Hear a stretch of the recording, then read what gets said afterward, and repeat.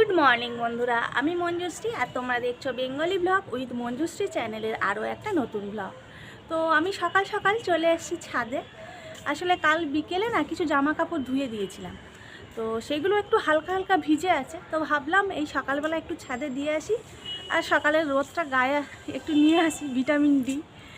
আর সকালের ওয়েদারটা এত ভালো থাকে, মানে আমার খুব ভালো লাগে। তো প্রথম প্রথম যখন কলকাতায় এসেছিলাম, তো আমার হাজব্যান্ড তখন আসানসোল থাকতো। তো তখন ওই সকালে রান্নাবান্নাটা ছিল না, তো তো ছেলেকে স্কুলে দিতে গিয়ে আর খানিকটা মর্নিং ওয়াক করে আসতাম। ভালো লাগতো, মনটা বেশ ফ্রেশ হয়ে যেত। তো আজকে সকাল সকাল আসা হয় না জামা কাপড় দিতে, মোটামুটি তো 10টা 11টা বেজে যায়, আর তখন আরেকটু রোদ উঠে যায়। তো এই সকালবেলা বেশ হালকা রোদটা গায়ে খুব ভালো লাগে, সেই জন্য চলে এলাম জামা কাপড়টা মেলতে। তো চলো।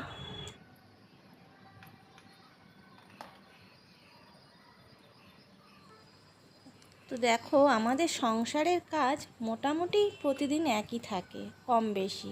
হ্যাঁ, কোনো দিন কিছু কিছু কাজ অনেকটা এসে যায়, কিন্তু মোটামুটি একই রকমের কাজ থাকে। এই ঘর পরিষ্কার করা, জামা কাপড় ধোয়া, রান্না করা, এগুলো তো থাকে। তো এগুলো যদি আমরা একটু প্ল্যান করে সাজিয়ে নিই, আগের দিন ভেবে নিই যে কখন কোনটা করব, তাহলে কি হয়, কাজটা অনেকটা সোজা হয়ে যায়। আর আরেকটা কি বলো তো, যদি একটু সকাল সকাল ওঠা যায়, তাহলে মোটামুটি কাজগুলো কমপ্লিট হয়ে যায়। তো আমি ছাদে জামা কাপড়টা ধুয়ে এসে এবারে ছেলের ঘরটা পরিষ্কার করতে চলে এলাম। তো আজকে ভাবছি বেড কভারগুলো চেঞ্জ করে দেবো, অনেকদিন হয়ে গেল চেঞ্জ করা হয়নি। আর সবাইয়ের একটু ঠান্ডা লেগেছিল বলে না, মাঝে একবার বেড কভার চেঞ্জ করা হয়নি। তো নাহলে এমনি বৃহস্পতিবার করে আমি চেঞ্জ করে দিই। আর এত ঘন ঘন কাচলে এমনি সবে ঠান্ডা থেকে উঠেছি ওষুধ খেয়ে। আর জানো তো, মানে আমার ছেলেরও খুব ঠান্ডা লেগেছে, আর ওর সামনে অ্যানুয়াল এক্সাম, আর 10-15 দিন বাকি আছে। তো ওষুধ খাওয়াচ্ছি, দেখি। তো বেড কভারটা চেঞ্জ করে দিচ্ছি, আর সঙ্গে সঙ্গে বালিশের কভারগুলোও চেঞ্জ করে দিচ্ছি। যেহেতু গদির উপরে কোনো তোষক নেই, সেই জন্য না আমি নিচে একটা পুরনো বেড কভার দিয়ে দিই, তার উপরে আবার ভালো বেড কভারটা দিই। না হলে কী হয় বলো তো, ওই স্লিপকে বেড কভারগুলো গুটিয়ে যায়। আর নিচে যদি একটা বেড কভার দিয়ে দিই, তাহলে মোটামুটি ঠিকঠাক থাকে। আর আমাদের মা আর ছেলের দুজনের এত ঠান্ডা লেগে যায় না, দুজনের ওষুধ খেতে খেতে। তো কী হয় বলো তো, এই যে ভোরবেলা উঠে মানে ছেলের স্কুলের জন্য টিফিন বানাই, আবার তোমাদের দাদাভাইয়ের অফিসের জন্য যাওয়ার জন্য মানে রান্না বান্না করা হয়। তো তখন ওই ট্যাঙ্কের জল খুব ঠান্ডা থাকে, তো ওই জন্য আমার ঘন ঘন ঠান্ডাটা লেগে যায়।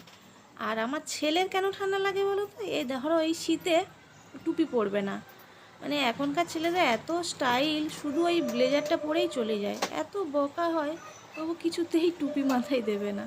তা ওই জন্য মনে হয় না ঠান্ডাটা লেগে যাচ্ছে। আর এমনিতে ডাস্ট অ্যালার্জি আছে দুজনের একটু। আর ওইদিকে ওর স্টাডি টেবিলটা গুছিয়ে দিচ্ছি, পড়াশোনা করে তো, আর সকালবেলা স্কুলে চলে যায়, গুছোতে পারে না। তো ওই জন্য স্টাডি টেবিলটা গুছিয়ে দিচ্ছি। আর তাছাড়া এক্সাম আছে, এখন তো পড়াশোনা অনেকটা বেড়ে গেছে। না হলে মাঝে মধ্যে ও স্টাডি টেবিলটা গুছিয়ে নেয়, আর সব সময় গোছায় না, মাঝে মধ্যে আমিও গুছিয়ে নিই। ও ছোট ছেলে তো, যখন ইচ্ছা হয় গুছোয়।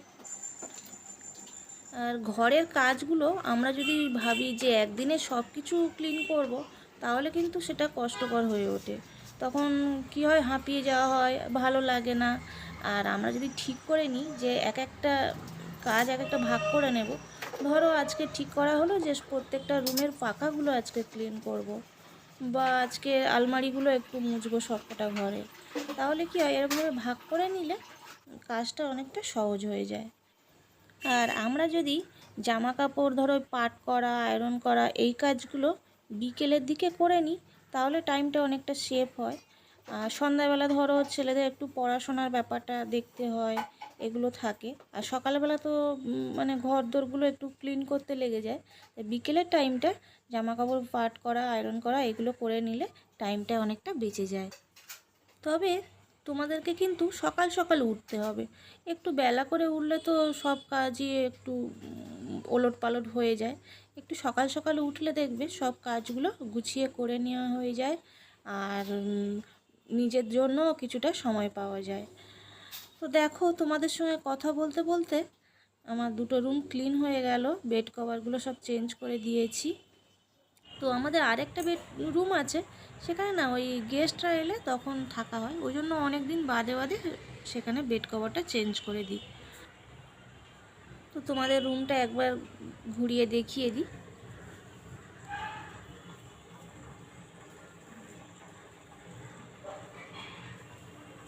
চলে এসছি আবার রান্নাঘরে, আরও একবার ভাত করবো, জানো তো।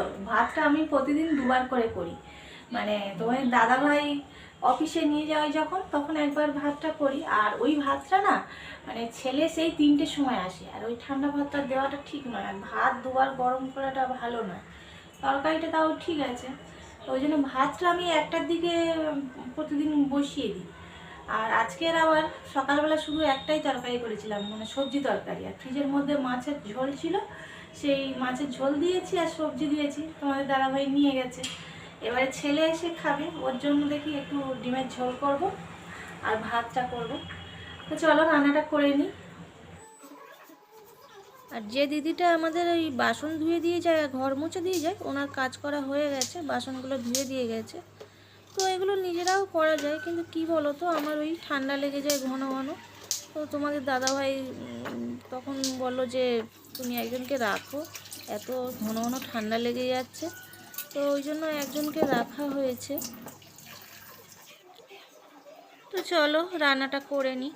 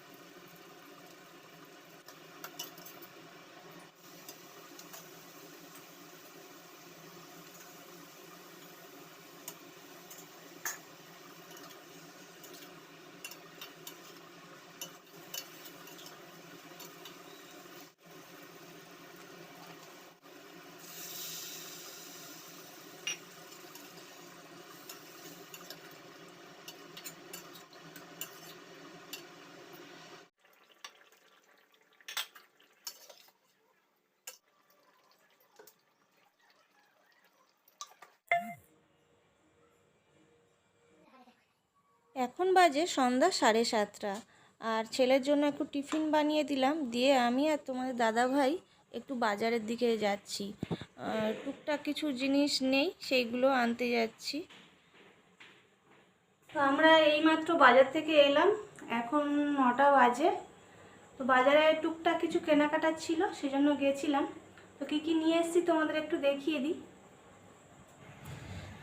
একটা বাঁধাকপি নিয়েছি, এটা ওই 20 টাকা পিস নিয়েছে। আর টমেটো নিয়েছি, চাল নিয়েছি, যে দোকান থেকে চাল নেওয়া হয় ওই দোকানটা বন্ধ ছিল বলে কম করে চাল নিয়েছি।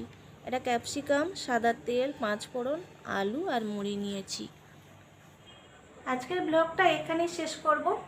তো আমার যেসব বন্ধুরা আমার চ্যানেলটাকে সাবস্ক্রাইব করে দিয়েছো, তাদের জানাই অসংখ্য ধন্যবাদ এভাবে পাশে থাকার জন্য। আর যারা এখনও সাবস্ক্রাইব করোনি, তারা প্লিজ আমার ভিডিওটা ভালো লাগলে একটা লাইক করে দিও, সাবস্ক্রাইব করে দিও। তো আজকের এই পর্যন্ত, সবাই খুব ভালো থেকো, সুস্থ থেকো। আবার দেখা হবে নেক্সট একটা ব্লগে। Tata, good night.